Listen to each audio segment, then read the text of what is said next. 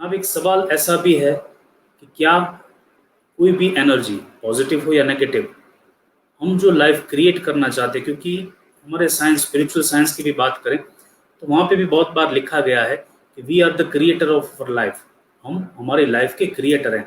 ये कहीं ना कहीं हमारी भागवत गीता या किसी भी धर्म पुस्तक में भी देखें तो यही चीज़ें बारंबार दोहराई गई है कि आप अपनी लाइफ के क्रिएटर हैं। तो क्या ये एनर्जीज जिसकी बात हो रही है, पॉजिटिव या नेगेटिव एनर्जी जो भी है, क्या वो रिजल्ट लाने में क्रिएट करती है कि कैसे रिजल्ट्स या कैसी लाइफ हम क्रिएट करेंगे, पॉजिटिव एनर्जी से या नेगेटिव एनर्जी से अगेन। सो क्या energies are responsible to create the life that we want, और कैसे हम एक अच्छी लाइफ अगेन यहाँ पे एनर्जी से क्रिएट कर सकते हैं। जी बिल्कुल। एक्चुअली देखिए ये जो आपने चीज बताई ये स्पिरिचुअली साइंटिफिकली, और हम लोग लेट से हमारे वेदों की बात करें, आज किसी भी स्क्रिप्चर की बात करें, हर लेवल पे ये चीज हजारों लाखों करोड़ों बार ऑलरेडी प्रूव हो चुकी है, राइट? कि एनर्जी जो है it is responsible to create your life whatever you want to achieve. किसी भी तरह की चीजों को अपने लाइफ को प्रोग्राम करना चाहते हैं या क्रिएट करना चाहते हैं या मैनिफेस्ट करना चाहते हैं, आपको मिलेगा वही जो आप हैं। You can not get what you want. आपको वो नहीं मिल सकता जो आप सोचते हैं, या कहने का मतलब चाहते हैं, राइट? क्योंकि अगर हम सोचने की बात करें अगेन, तो वहां भी प्रॉब्लम है कि आज एक अलग थॉट है, कल अलग थॉट होगा, परसों अलग थॉट होगा, राइट?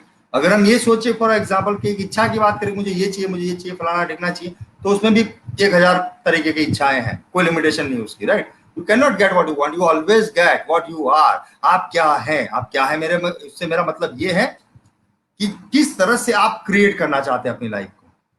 क्रिएट करना चाहते हैं इन द सेंस कि मैं एक एग्जांपल देता हूं आपको। मान लीजिए थोड़ी देर के लिए कि जैसे अभी थोड़ी देर पहले मैंने एक छोटे बच्चे का आपको एग्जांपल दिया था, कैसे एक छोटे बच्चे की लाइफ के क्रिएटर भी हम हैं, उसका एक मैं आपको छोटा सा एग्जांपल समझा रहा हूं यहाँ पे। तो ध्यान से समझिएगा इस बात को, होप सो, राइट? मान लीजिए एक छोटा सा बच्चा है, जैसे वो 1 महीने से लेकर के 1 साल, 1.5 साल, 2 साल तक होता है बड़ा, राइट? अगर आप ध्यान से देखेंगे ना कि जिस तरह की बातें, जिस तरह का एनवायरमेंट या जिस तरह की चीजें उस बच्चे के लिए बोली जा रही होगी, again through the society, through the environment, through the extra extra person, उस बच्चे के लिए आप देखेंगे कि वो बच्चा 2 साल का हुआ, 3 साल का हुआ, 4 साल का हुआ, मान लीजिए थोड़ी देर के लिए, और ये जो मैं बोल रहा हूँ ना उसको आप डायरेक्ट मत समझिएगा या नकारिएगा या स्वीकारिएगा मत। अपनी फैमिली में किसी भी एक चीज को इस तरह से ऑब्जर्व कीजिएगा। फैमिली में काफी सारे बच्चे हो सकते हैं, किसी भी एक बच्चे की इस तरह से आप ऑब्जर्वेशन को देख सकते हैं। मान लीजिए फॉर एग्जांपल वो बच्चा 2 साल, 4 साल, 5 साल, 6 साल का हुआ, और बार बार सोसाइटी समाज में एक ही चीज बताई जा रही है उस बच्चे को लेके, राइट? यार ये जो बच्चा जो है वो बहुत शैतान है या बहुत मस्तीखोर है, राइट? ये एक जगह से टिक के नहीं बैठता है।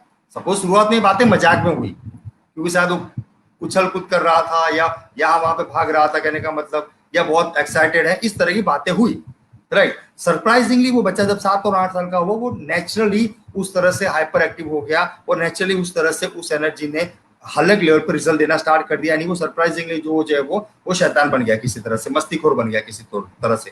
ऑन द सेम वे मान लीजिए किसी बच्चे को लेकर इस तरह से बातें की गई थोड़ी देर के लिए बचपन में उसको लेकर के, राइट? यार ये जो है ना वो बहुत शार्प है, बहुत होशियार है, राइट? इसको आप कोई भी मोबाइल देंगे या कोई भी चीज देंगे तो फटाक देके वो चीजों को वो एक्सेस कर लेगा। आप ध्यान से देखेंगे वो बच्चा जैसे से बड़ा होगा ना, 7 या 8 साल का, आप उसको किसी भी तरह का मोबाइल देंगे वो पूरा चीज एक्सेस करके आपको दे देगा।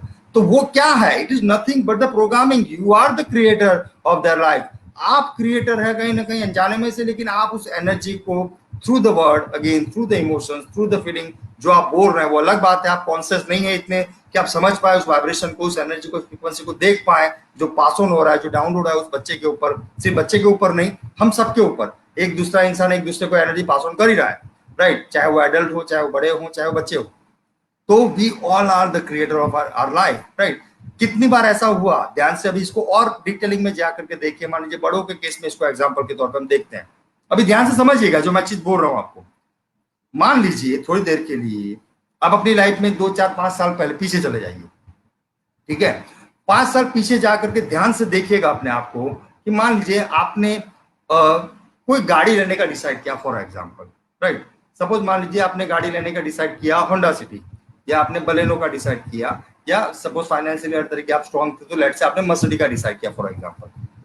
अगर आप ध्यान से देखेंगे ना, ठीक है, तो अगर आपने अपनी माइंड में मर्सिडीज डिसाइड की है, तो जब आप रोड पर निकलेंगे ना, आपको सबसे ज्यादा मर्सिडीज दिखाई देगी आपको, भले आपकी सिटी में टोटल 4 मर्सिडीज क्यों ना हो, and I will give you the guarantee. अगर मान लीजिए आपने बलेनो लेने का डिसाइड किया है, राइट, तो आप जब रोड पे निकलेंगे आपको सबसे ज्यादा बलेनो जो है वो दिखाई देगी। व्हाट वाज दैट, क्या है वो, उसका मतलब ये है कि हमारा जो अनकॉन्शियस थॉट, अनकॉन्शियस एनर्जी जो हमने एक थॉट के लेवल पे हमारे माइंड में प्रोग्राम की, यार गाड़ी लेनी है, कौन सी लेनी है, XYZ, तो जो गाड़ी के बारे में आपने सिर्फ सोचा है, मात्र आपने फील किया है इंटर माइंड, कोई आपने कोई बड़ी एक्सरसाइज नहीं करती, बड़े को प्रोग्रामिंग नहीं करती अपने माइंड का, सिर्फ आपने सोचा मात्र है, राइट। एंड सरप्राइजिंगली जब आप मार्केट में जाते हैं, वही गाड़ियां आपको, आप कॉन्शियसली नहीं देख रहे हैं पर अनजाने में वही गाड़ियां सबसे ज्यादा आपको दिखती है। अगर आप ध्यान से ऑब्जर्व भी करेंगे अपने आप को, ये चीज आप अभी भी अप्लाई करके देख सकते हैं अपनी लाइफ में, राइट। अगर ऐसा कोई प्लानिंग हो नियर बाय फ्यूचर में आपका गाड़ी लेने का, ठीक है, कोई ब्रांड को सोचिएगा और मार्केट में निकलिएगा, कॉन्शियसली देख ढूंढिएगा मत, खाली अपने ध्यान पे गाड़ी चलाने में ध्यान देखेंगे, आप देखेंगे अनकॉन्शियसली उसी तरह की ब्रांड की गाड़ी आपके सामने से निकलेगी। It is a reality. What that means is you are create that particular brand, you are create that particular car into your life। वो कार को आपने मैनिफेस्ट किया या तो कहें क्रिएट किया आपकी लाइफ में, the result will be same. वो चीज आज नहीं तो कल, 1 दिन 2 दिन 4 दिन 5 दिन 6 दिन बाद वो कहीं ना कहीं हमारे पास आ जाती है। आप इस चीज को अपने घर के लेवल पर देखें, अपनी बिजनेस जॉब के ग्रोथ के लेवल पर देखें, हर चीज आज आप जो जी रहे हैं वो कहीं ना कहीं आपके लास्ट 5 साल का थॉट प्रोसेस का प्रोग्रामिंग है, नेगेटिवली एंड पॉजिटिवली बोथ।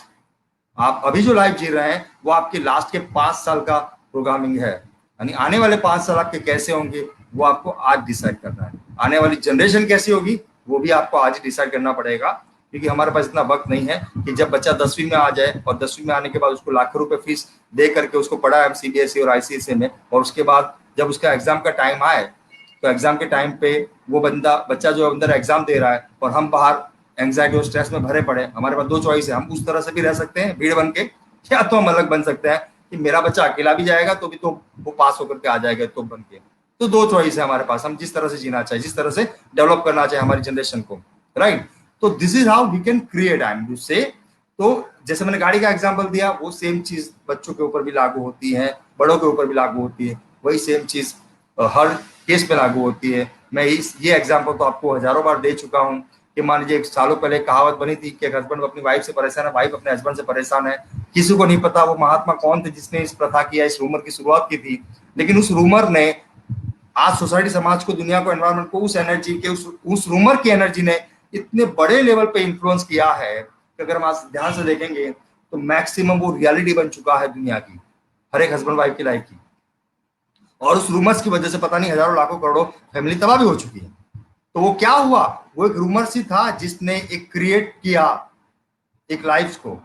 पहले एक हस्बैंड वाइफ की लाइफ को उसने क्रिएट किया, डिस्प्यूट हुए, वहां से दूसरी हस्बैंड वाइफ की लाइफ को क्रिएट हुआ, डिस्प्यूट हुए, फिर वो एनर्जी, वो बातें, वो एनवायरमेंट, वो इमोशंस फैलना स्टार्ट हुआ। यार हर हस्बैंड शादी के बाद बदल जाता है, हर वाइफ शादी के बाद बदल जाती है। ये कितना प्रतिशत रियलिटी है, क्या किसी के पास साइंटिफिकली या स्पिरिचुअली प्रूफ है? It is the question. Answer is no. हमने कौन सी बात को सच माना है? हमने एक रूमर को सच माना है, हमने एक मजाक को सच मान लिया, एंड दैट मजाक become your reality. Why? Because you are the creator of your life. आपने क्रिएट किया उसको, आपने उसको स्वीकार लिया, you become that is reality. जो भी हम स्वीकार लेते हैं हम वो बन जाते हैं। It is that simple is that.